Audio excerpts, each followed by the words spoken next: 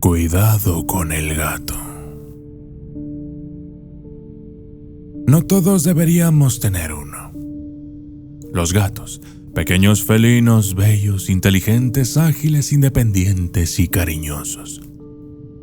Entonces, ¿puede cualquier persona tenerlos como animales de compañía? Por Dios, claro que no. Y voy a contarles dos historias impactantes que prueban lo que les estoy diciendo. Como el documentalista he investigado toda religión y creencia actual o extinta de los humanos a lo largo de nuestra historia. Los gatos, de alguna forma u otra, aparecen siempre asociados al mundo espiritual como protectores, dadores de fertilidad, portales hacia el mundo de los espíritus y receptores de energía. Sin embargo, el cristianismo evitó hablar directamente de ellos en los textos sagrados. Solo aparecen en una carta apócrifa llamada Carta de Jeremías, versículo 22, escrita antes del destierro de los judíos a Babilonia. En ella se puede leer: sus caras están ennegrecidas por el humo del templo, sobre su cuerpo y sus cabezas revolotean lechuzas, vencejos y otros pájaros. También saltan los gatos. Bien. Se ve que no son dioses, no los adoréis.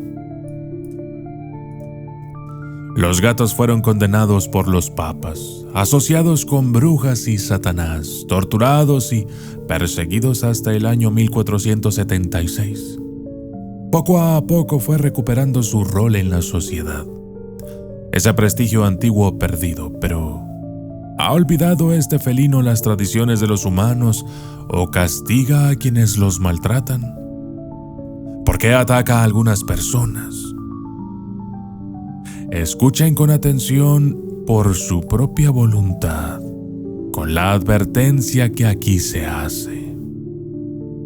Si eres impresionable, las siguientes historias no son para ti. Red, el gato gigante de la familia Jones. Año 1875. El gato siempre debe elegir a su dueño. William Jones terminó su servicio con el ejército 2 días después de la rendición de los últimos comanches que seguían combatiendo contra sus tropas, producida el 2 de junio de 1875. Antes de volver a su hogar en Texas, fue invitado a pasar la noche en la casa de un compañero de armas. La señora de su camarada de rasgos apaches pero vestido de corte francés lo atendió con la mayor cordialidad. Además, sabiendo que William tenía a Harry, un hijo de 3 años que lo esperaba, le ofreció a uno de los gatitos que tenía. Le dijo: si haces que uno te elija, puedes llevárselo a tu niño. La madre de los felinos era una Maine Coon imponente, la raza de gatos más grande del mundo. William tomó al mejor, bien rojo, bello y enorme entre las crías, pero el animal maullaba y trataba de arañarlo. La señora de la casa le recomendó: mis ancestros decían que algunas criaturas deben elegirte y no al revés. William ni siquiera le contestó.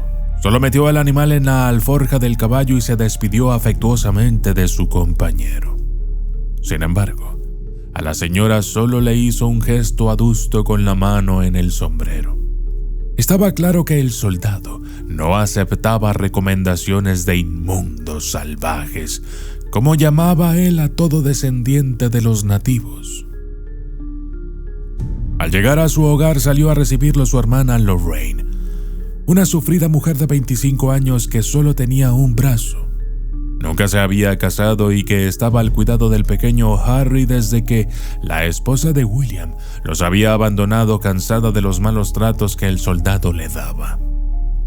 Lejos de mostrarse afectuoso con Lorraine, solo le dijo: ¿Dónde está mi hijo? Habla, inútil. El niño de 3 años era rubio y estaba prolijamente vestido.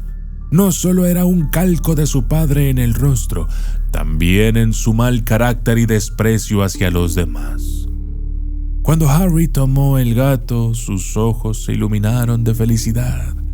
Le puso como nombre Red y trató de jugar con él, pero solo obtuvo rechazo del animal, que intentaba arañarlo cada vez que el pequeño quería acariciarlo. La mejor solución que encontraron tanto el padre como el hijo fue pegarle, duro y constantemente, para aplacar su carácter feroz. Pero solo obtuvieron del gato una indiferencia atroz a medida que los meses pasaban. Sin embargo, con la pobre y buena de Lorraine, Red era por demás cariñoso. La mujer lo alimentaba bien y trataba de alejarlo del niño, pero no podía evitar que William lo pateara cada vez que entraba a la casa con unas copas de más luego del trabajo. Casi a fin de año, el gato ya pesaba más de 11 kilos y solía quedarse junto a Lorraine todo el día. El pequeño Harry ya no se animaba a pegarle, ni a maltratar a su tía tirándole de los pelos como solía hacer. Red parecía custodiarla. Al caer el sol acostumbraba a subirse a los tejados y capturar alguna paloma o ratas, dejando partes de ellas en la cama del dueño de la casa. William, al regresar, noche tras noche, descargaba todas sus frustraciones en las botellas de licor, su hermana y el bello animal. A mediados de diciembre ingresó ebrio a la habitación de Lorraine, con el cinturón en una mano y con Harry en la otra. Le dijo a su hijo: «Párate derecho, que te voy a enseñar a domar a esta inútil y al gato». Y pese a los ruegos de su hermana, el hombre les pegó con el cinto una y otra vez. La mujer, aterrorizada, trató de defender a Red con su cuerpo, pero el felino también resultó con la carne marcada por los feroces latigazos de William. El niño se burlaba, sin mostrar compasión alguna, se reía. Parecía que, al igual que su padre, disfrutaba del sufrimiento del gato y de su tía. El médico fue a ver a Lorraine casi en Navidad. Llevaba varios días con fiebre y las heridas no habían sanado bien. Red estaba a los pies de su cama y también tenía la cara desfigurada, dándole una expresión de fiereza aún mayor. El doctor aprovechó la visita para pesar al niño. Al salir le dijo a William: «Es probable que tu hermana no pase la noche. Está infectada. Lo siento». Por otro lado, Harry está creciendo bien. Pesa casi 13 kilos. Lo mismo que ese gato enorme que tienes. Al caer el sol, en vez de cuidar a Lorraine, que ya respiraba con dificultad, el hombre se fue al bar del pueblo. El gato lo siguió. Sigiloso y desde los techos de las casas vecinas lo observaba pacientemente hasta que William bebió el primer whisky de la noche. Entonces regresó a la casa. Sus ojos brillaban en la oscuridad. Ingresó por la ventana y fue directo a acurrucarse con la buena de Lorraine, que encontró en Red la única compañía y amabilidad que el mundo le había mostrado. Luego de acariciarlo una última vez, su cuerpo se enfrió y murió con una lágrima resbalando por la mejilla hasta caer en la cabeza del gato. Sin perder un minuto, Red ya estaba en dirección a la habitación de Harry. El pequeño sintió el ruido rechinante de la puerta abrirse y vio solo la sombra del felino saltar para pararse acechante sobre el ropero alto que su padre le había regalado. Desde allí, con los ojos encendidos en verde, comenzó a maullarle fuerte y cada vez más alto y cada vez más profundo hasta que el niño comenzó a aterrarse y salió corriendo. Pero Harry no podía huir de Red. Con una agilidad embravecida por la sed de venganza, el gato lo corrió y lo derribó y a los pocos metros el niño logró sacárselo de encima. Pero las marcas de las garras en el cuello ya eran profundas y cayó nuevamente. No se sabe si por el remordimiento de haber abandonado a su hermana en la última hora de la vida o porque se le acabó el dinero para seguir bebiendo. Pero William volvió temprano esa noche a la casa. Al entrar, observó el cuerpo frío de la pobre Lorraine y la cubrió con la sábana. Fue a su cuarto con el candelabro en la mano. Las velas alumbraban apenas, pero lo suficiente para distinguir los ojos brillantes del gato en la ventana. Sobre la cama, vio lo que creía era otra paloma muerta, como solía dejarle el animal. En un ataque de furia trató de atrapar a Red, pero el gato saltó al tejado y desde allí, maullándole, vio la escena, satisfecho por su venganza. La cabeza de Harry sobre el colchón del padre aún conservaba la misma expresión de terror y desesperación que vivió cuando el enorme gato lo decapitó. El gato negro sobre la tumba de Analía Ponce. Año 1951. Nunca sacrifiques un gato. Todos los hijos del viudo y adinerado fabricante de juguetes Ramiro Ponce habían muerto de fiebre hemorrágica y su cabeza no estaba del todo ordenada en aquellos días. No simulaba que había llorado, y mucho, tanta desgracia. Pero en una reunión había generado el escándalo al maldecir a Nuestro Señor por haberse llevado a su preferida, Analía, la hija mayor que falleció a los 12 años. Esa dulce niña que siempre le decía, «Hola, papá loco», y que le enchinaba el corazón de amor. Eligió enterrarla él mismo bajo el roble gigante que se podía observar desde el ventanal de su habitación. Hizo esculpir una elegante estatua de mármol que representa a la pequeña durmiendo sobre el césped para sentirse menos solitario. La gente del pueblo recuerda que una vez les dijo: «Hice inscribir en la lápida: aquí descansa Analía Ponce. Su padre, que la ama, nunca dejará de mirarla». Y no mentía. Dicen que el hombre en su desdicha se pasaba días y noches enteras contemplando la estatua sobre la tumba de su hija. Desde la calle principal las personas podían observar el ventanal de la habitación de don Ramiro Ponce y allí siempre estaba él, inmóvil, observando. Todo cambió 3 meses después, durante una noche de luna menguante y olor a tormenta en el aire, cuando un gato negro, sin collar ni marca, se sentó sobre la tumba de Analía. El padre bajó a verlo de cerca, pero algo notó y se ilusionó. Tal vez la ferocidad del gato para enfrentarse a Ramiro. Lo cierto es que el felino no tenía intenciones de marcharse. Inmediatamente fue adentro a buscarle un plato de comida y agua, pero el animal no probó bocado alguno.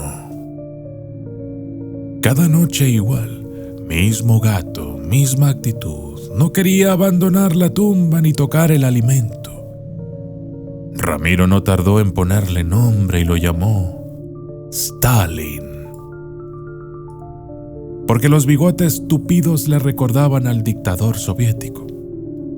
Se dio cuenta el padre, con el paso de algunas semanas, que desde su ventana esperaba con ansiedad que Stalin apareciera. Apenas el sol se ponía, trataba de adivinar por dónde llegaría con su caminar lento y elegante.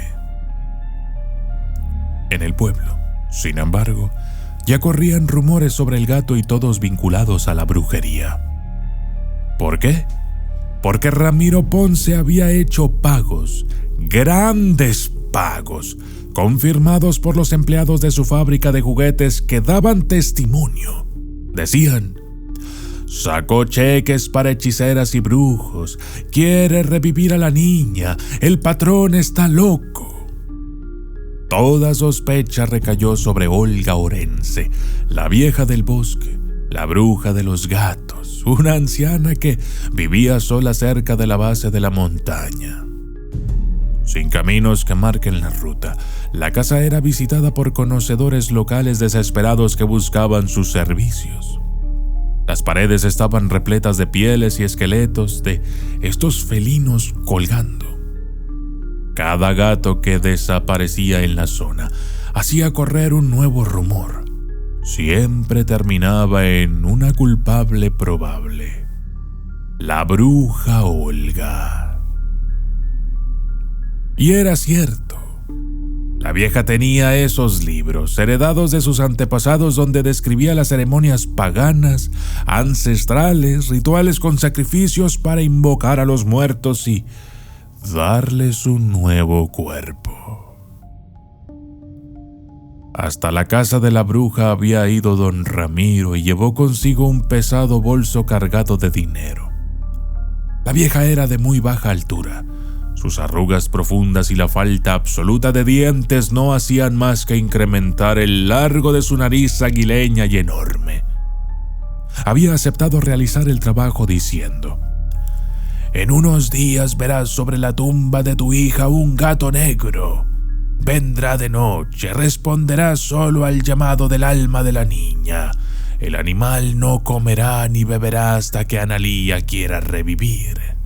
Apenas el gato pruebe bocado o tome agua, debes capturarlo y traerlo inmediatamente para que haga el sacrificio. Le explicó que estos felinos tenían la conexión con el mundo de los muertos tan desarrollada que sus sentidos podían percibirlos, que el alimento era la forma en que la hija les comunicaría su intención de volver a la vida.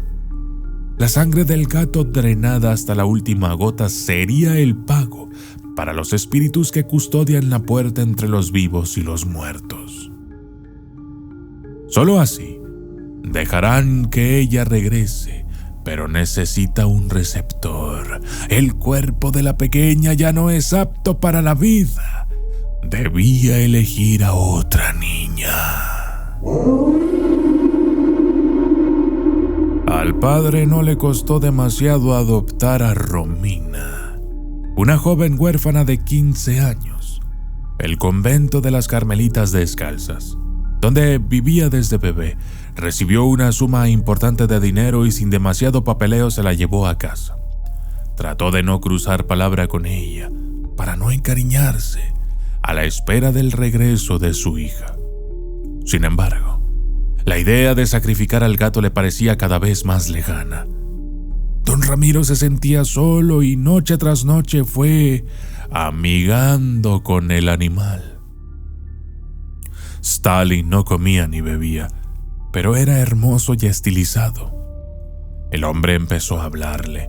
Arrastraba una pequeña silla hasta el roble y se sentaba por las noches junto a la tumba. Desde allí acariciaba al gato.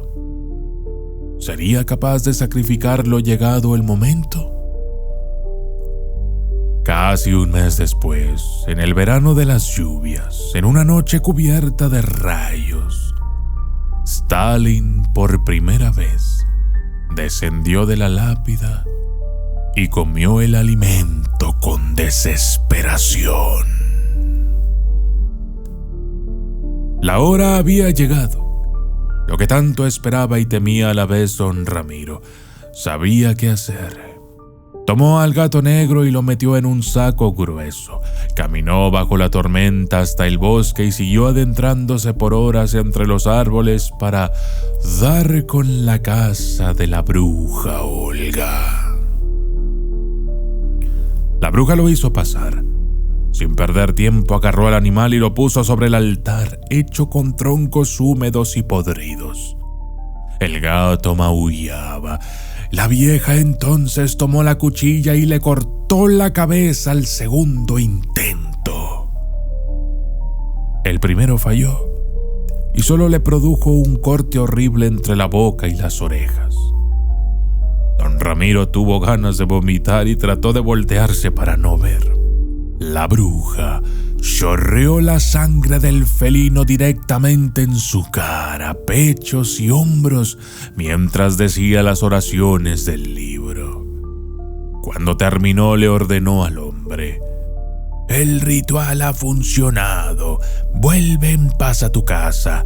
El espíritu de Analía ha cruzado a nuestro mundo para tomar posesión de su nuevo cuerpo». Don Ramiro Ponce caminó de regreso feliz, sin importar cuánto la lluvia mojaba sus hombros. Corrió hasta la casa, fue directo escaleras arriba hasta el cuarto de Romina, esperando con ansias que ella le dijera: «Hola, papá loco», como Analía solía decirle cuando vivía. Sin embargo, la joven adoptada estaba contra una de las paredes de la habitación, de rodillas y rezando. Temblaba y no hacía otra cosa que repetir: «Está en los jardines, golpea las ventanas para entrar. Está en los jardines, golpea las ventanas para entrar». El hombre, sin comprender, le grita: «Analía, hija, dime si eres tú». Pero Romina no entendía. Desde la planta interior se escucha el ruido de vidrios rotos y una voz infantil proveniente del hall de la entrada que le responde: «Acá estoy, papá loco». La joven adoptada se cubre los oídos del miedo. El hombre entiende que algo ha salido mal, realmente mal, y en su interior sabe que ha sido culpa suya. Por la ventana ve a la bruja de los gatos, con la cara aún manchada de sangre. Viene corriendo a toda velocidad por los jardines, gritándole desesperada una y otra vez con el dedo señalando, diciendo: «Me diste otro gato, me diste otro gato, no sabes lo que has hecho, ¡corran!». Don Ramiro entendió. La vieja no se equivocaba. Stalin estaba jugando feliz en algún otro lado. Una semana antes ya había decidido que no iba a sacrificarlo y compró otro animal igual en la veterinaria. Cuando Stalin finalmente se decidió a comer, Ramiro metió al otro gato en el saco y lo entregó a la bruja sin decir nada. Por la ventana ve que la vieja Olga advierte algo que la hace retroceder. Mira directo al hombre y señalando con el dedo una vez más, y antes de echarse a correr le grita: «¡Estúpido! ¡No sabes lo que has despertado!». Desde el piso de abajo se escucha nuevamente: «Acá estoy, papá loco». Ramiro baja las escaleras lentamente. La puerta de entrada está destruida a arañazos y los vidrios estallaron por todos lados. Unas pequeñas huellas de barro cruzan el hall hasta la cocina. Teme lo peor y se asoma a ver en dirección al viejo roble del jardín. La estatua de Analía está caída de costado y el ataúd se asoma abierto y rasgado desde adentro. Camina hasta la cocina. No le sale rezarle a Dios. Lo odia. Piensa que él es el responsable de tantas desgracias. A la luz tenue de la heladera abierta la ve. El cadáver de su hija está devorando un pedazo de carne cruda. Está blanco como el mármol. El cabello largo y desarreglado cae sobre el cuerpo hinchado en partes y podrido en otras. Se ha arañado la cara dejando cicatrices profundas en la frente y parte de los dientes rojos asoman por un costado de las mejillas. El padre cae de rodillas, llora y le pide perdón. El cadáver se incorpora lentamente al verlo. Toma una cuchilla de las grandes y se acerca diciendo: «Papá loco, ¿qué me has hecho?». Romina baja las escaleras y huye. El gato ingresa y corre a la cocina.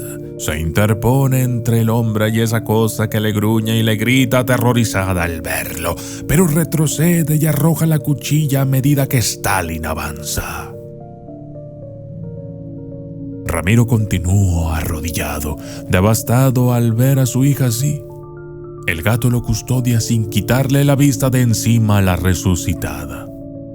En un intento desesperado por reparar lo que hizo, tal vez pensando que de esa manera dejaría de ver el cuerpo de su pequeña gritar de esa manera, tomó el cuchillo y se lo clavó al gato en la cabeza, matándolo al instante.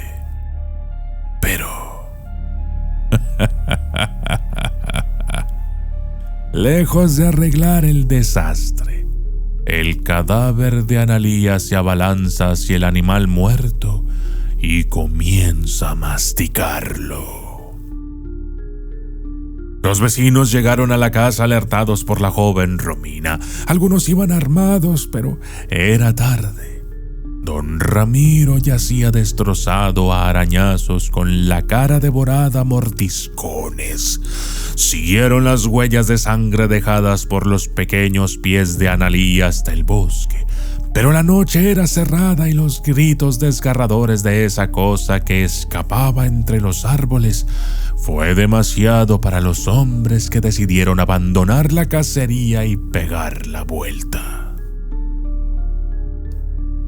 Los años pasaron y los acontecimientos fueron dando lugar a las leyendas. Las de un pueblo maldito acechado por la muerta caníbal de los árboles, donde cada casa tiene sus ventanas tapiadas del lado del bosque, donde cada familia tiene un gato negro bien alimentado y nadie, pero nadie, se anima a maltratarlos. Porque todos saben que donde no hay gatos, ella rompe las puertas y entra para comer.